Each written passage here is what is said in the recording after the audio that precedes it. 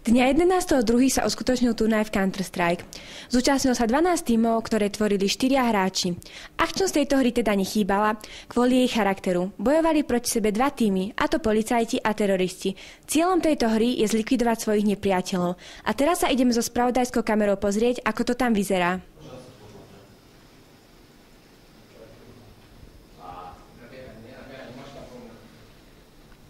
Pri mikrofóne vítam jedného z organizátorov tejto hry. Ako hodnotíš účasť? Takže účasť je výborná, keďže sa zúčastní 12 tímov po 4 hráčoch, prišli všetci, sme maximálne spokojní.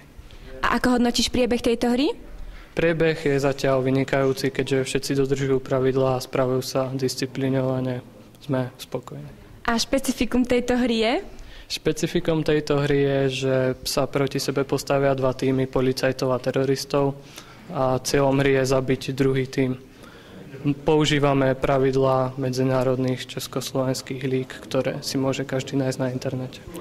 Pri mikrofóne máme jedného z najlepších hráčov. Ako sa ti hralo? No tak hralo sa super. Nečakal som to, ako zahráme, lebo takúto verziu som hral prvý raz. Ja mám doma osobne 1.6 a čo nás spomínali, tak už sme čakali, že budú lepšie aj súperi a tak dúfam, že to uhráme takto aj ďalej. Ahoj, prosím ťa, ako hodnotíš túto hru? Tak celkom dobrá hra, zahrali sme si. Môj tým síce prehral 8-1, ale ináč v pohode. A to ako je možné, že ste prehrali? Tak ja neviem, mali sme zlých hráčov. Ako nie, ja som nebol zlý, ale to môj tým, hej. Ale nie, nehrali sme zle, ale boli lepší tí druhí. Podľa slov pani riaditeľky sa bude táto akcia opakovať pre televíziu Klik M Patricia Príbelská.